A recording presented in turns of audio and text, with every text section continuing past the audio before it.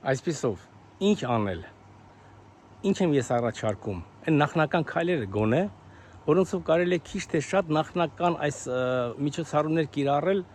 դրանք կանխելու համար, կատարելագործելու այն մեխանիզմը, որը հետագայում կվերաճի, կդառնա մի ամբողջական համակարգ ու այլևս շուկայում այլևս չի հայտնվի թույներով, սննդաէլեմենտների ավելցուկներով կամ վնասակար նյութերով հարուստ բանջարեղեն կամ միրգ։ Ես համոզված եմ, որ Հայաստանի Հանրապետության էկոնոմիկայի նախարարությունում եւ հատկապես սննդի տնտեսությունում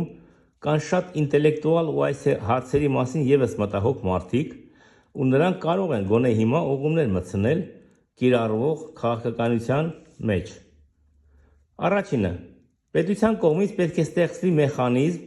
դրանց վերահսկման համար։ Մի օրինակ եմ ցանկանում բերել, որը շատերին պատմել եմ։ Ես 15 տարի առաջ մոտ աշխատում էի ԱՄՆ-ում մի մեծ ջերմատնային տնտեսությունում ու ամեն ամիս ես էլեկտրոնային հաշվետվություն էի ներկայացնում Կալիֆոռնիայի նահանգապետարանի գյուղատնտեսության բաժնին, ինչպես նաև բնապահպանության բաժնին, թե ինչքան թույն ենք գնել, ինչքան ենք ամսվա ընթացքում կիրառել եւ ինչ տարածության վրա ենք դա օգտագործել, որովհետեւ կան չափանիշներ, թե միավոր տարածության վրա ինչքան թույն կարելի է ծախսել, այնտեղ մեկ ակրի հաշվով դա տարբերություն չկա, այսինքն թույլատրելի այդ նորմերը, որ միավոր տարածության վրա ծախսվող թունաքիմիկատի քանակը ինչքան պետք է լինի, ու եթե իմ գրած թվերը չհամապատասխանեին ու ավելի ծախսած լինեինք թույլատրելի նորմաներից, ապա դու պատկերացնում եք արդեն հետևանքները, կփակեին կազմակերպությունը եւ մեծ տուգանքների տակ կդնեին։ Երկրորդը, պետք է նման հսկողություն լինի ներկրող կազմակերպությունների վաճառված յուրաքանչյուր կիլոգրամ թունաքիմիկատի վրա, թե ում է վաճառվել կոնկրետ մեծ գնորդների մասին է խոսքը, եւ հետագա դրա ուղին, ծախսի ուղղություններն ու գյուղացիների կողմից կիրառումը։ Դժվար հարց է մի քիչ, բայց պետք է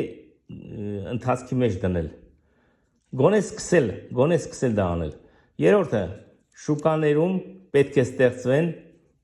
էքսպրես լաբորատորիաներ բանջարեղենի ու մրգերի մեջ թունաքիմիկատների ու սննդատարերի չափից դուրս նորմաների արկայությունը ստուգելու համար։ Դրանք պետք է լինեն բլից տեստերի ձևով ու շատ կարճ ժամանակամիջոց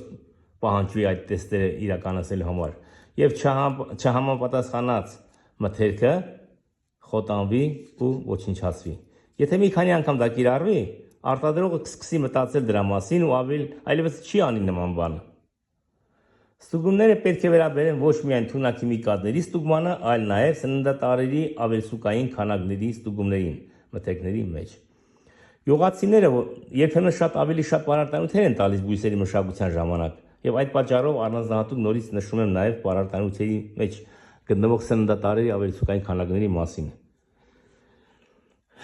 Վերջի եթե հանկարծ դա ավելցուկային քանակներ լինեն կամ թունակներ, դրանք ուր են գնալու, արդեն պատկերացրեցիք, վերջը ուր են հասնելու։ Եվ չորրորդը, կա նաև մասնագետների կրթման հարցը, որը գալիս է ագրարային համալսարանից։ Այնտեղ պետք է նախ սովորեցնեն, որ նրանք իրենց հերթին կարողանան սովորեցնել գյուղացիներին, ֆերմերներին, սկսնակ այն ֆերմերներին, որոնք նոր են սկսում կամ ընթացքի մեջ գտնվող մեծ խոշոր ֆերմերների, որոնք ցանկանում են մեծ եկամուտներ ստանալ կարճ ժամանակահատվածում, եւ դա կարելի է լուծել միայն պարարտանյութերի հարցով, դա պետք է կամաց վերափոխվի այդ մտածելակերպը։ Հիմա մեր ազգը ինքնաոչնչացման ճանապարհին է, ինչքան կտևի դա կախված է այն բանից, թե ինչքան շուտ առաջը կառնեն վերադաս կառավարող օրգանները։ Բայց իմ ուսումնասիրությունները ցույց են տալիս, որ եւս 2-3 տասնամյակ թունաքիմիկատների անվերահսկելի կիրառման հետևանքներից միայն բազմապատիկ անգամ կավելանան քաղցկեղային, ֆիզիոլոգիական, սիրտանոթային եւ այլ հիվանդություններ։ Էլ չեմ ասում դրանց կանցերոգեն եւ մուտագեն ազդեցությունների մասին։ Այս բոլորը ինչ որ ես ձեզ ներկայացրեցի, դա ոչ թե զգուշացում է, այլ ինչպես ասում են հերոսներից մեկը, հոլիվուդյան կինոներից մեկը կա, կոչվում է ռիսկի սահմանը։ Այնտեղ ասում են, որ երաժշտությունը ոչ թե նոր է նվագում, այլ նվագել ավարտվել է։ այդ մեր մոտ այդ վտանգը արդեն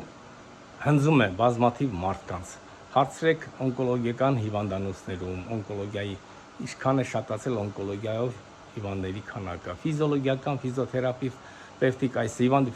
ֆիզիոլոգիական հիվանդությունների քանակը, ոսկրային հիվանդությունների քանակը, սրտանոթային եւ այլ, այդ բոլորը ունեն իրենց այդ բոլոր հիվանդությունները ունեն իրենց հիմքերը, որոնց մեջ գերակշռող ես համոզված եմ դեր է խաղում թունաքիմիկատների, պարարտանյութերի անխնա, անսահման, անվերահսկելի կիրառումը։ Շնորհակալություն։